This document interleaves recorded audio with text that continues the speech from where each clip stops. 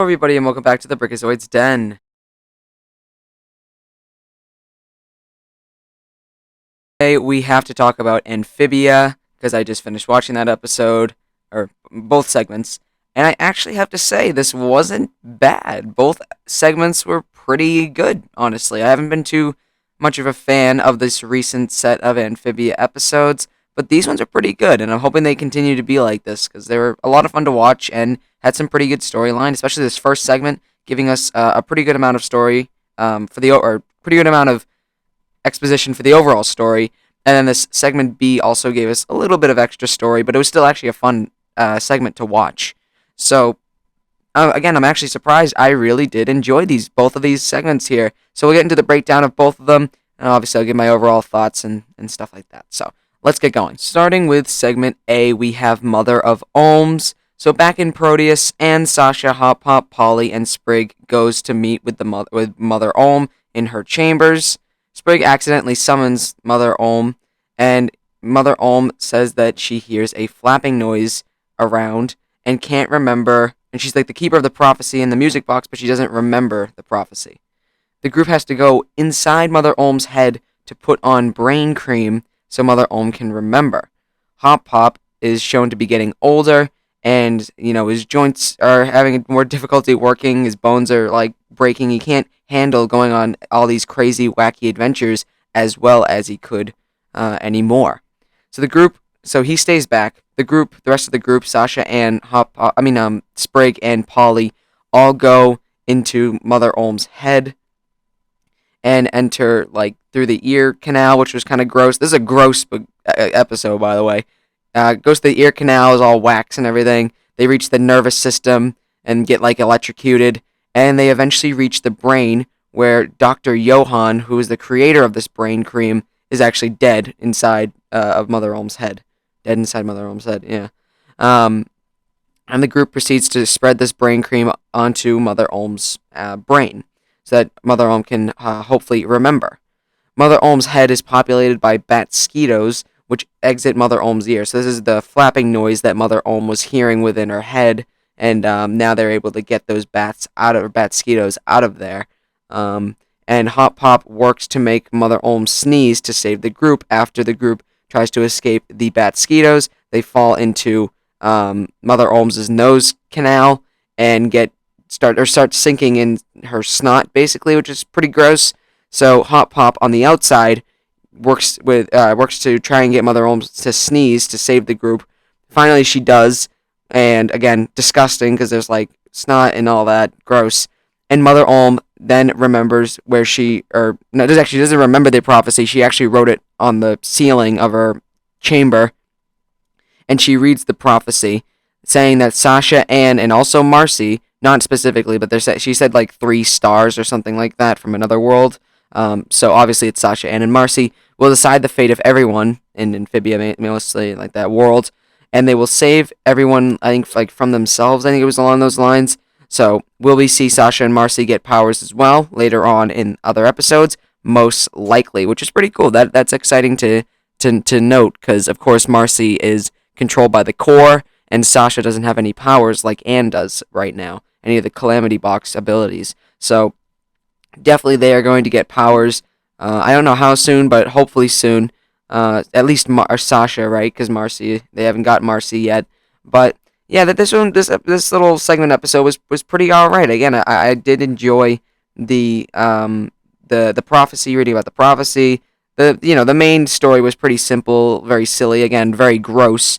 But once we kind of got to the prophecy, that was very interesting. And also, I don't think they're actually going to revisit this, but the idea of Hop Pop getting older and not being able to handle these crazy adventures was actually kind of interesting storyline to take on, I guess. It was obviously a very simple storyline, but I would like to see this maybe continue on in other episodes. Like maybe Hop Pop can't, go on a mission or something like that. But I don't think they're actually. I think this is just kind of like a little mini storyline just for this episode. You know what I mean? I don't think they're actually going to continue this as like an ongoing storyline or ongoing plot point that Hop Pop can't do all the stuff that he used to be able to do. But anyways, yeah, that was segment A there. Next up, we have Grime's Pupil, which is segment B here. This is again another pretty good episode, honestly, good segment. Very simple storyline, but still very enjoyable. Probably the most enjoyable. Again, this is probably the best episode so far of this new wave of Amphibia episodes. Just the most interesting, most enjoyable that I've seen in the few weeks now, right? So yeah, Grime's Pupil. Anne and Sasha are working to find a way to get the music box. They know that they need to get the music box, and Sasha needs more people a part of the rebellion, more soldiers, more warriors to fight for the rebellion. So Grime and Sprig are sent together to meet with Grime's sister, Beatrix, so her army, her Toad army, can join the rebellion. So obviously toads and frogs don't really get along, so there's obviously, they actually have to be convinced. Sprig tells Beatrix that he beat Grime in a one-on-one battle, and basically Grime challenges Beatrix to a one-on-one, and whoever loses joins the opposite army. So basically, Grime is risking the rebellion army, as well as Sprig, for this like little, I don't know, what do you call it, duel, I guess. But if Sprig wins, Beatrix loses. Then Beatrix's army will join with the rebellion. Did I explain that right? I think I explained that right. Anyways, Grime and Sprig must spend the night training together, even though they really hate each other. Grime and Sprig argue, and there's like a montage of Grime trying to train Sprig, but it's not really going that well. He can't handle the training properly. Can't, defend from a punch and stuff like that. So Grime and Sprig split up after another argument. Sprig gets caught in the middle of a hyena nest. There's a lot of really weird creatures in this world of Amphibia here.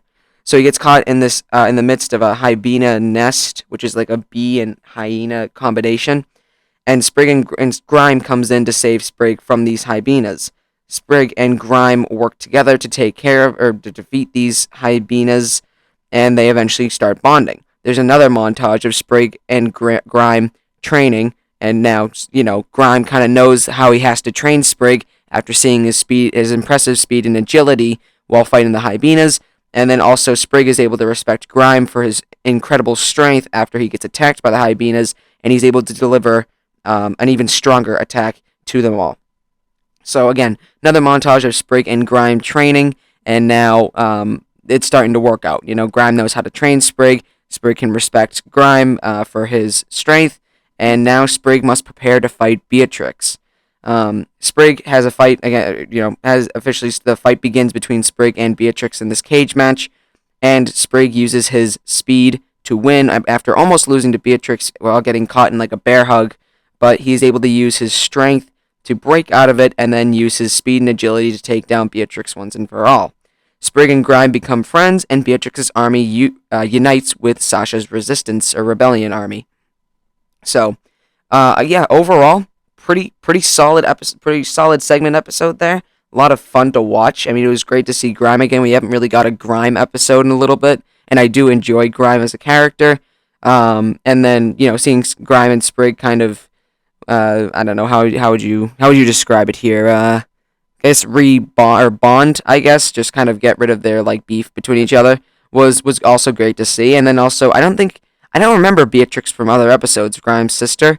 I don't remember if she was in Season 2 or Season 1, but if she is a new character, then that's pretty cool. She seems like a pretty cool character. Again, she's going to be joining the Resistance with her Toad army. But yeah, no, I don't know. And I also want to mention that the Amphibia episode, like the confirmed finale episodes have been confirmed. That's not what I'm trying to say here. There have been confirmation of the finale episodes. I think they're called, I know one of them is called All In, and then I don't actually remember what the finale is called, but it's like an hour long, so that's pretty cool. There's going to be two, part 1 and a part 2, so that's exciting. And I cannot wait for that, but we still do have a few more weeks to go before we reach that point.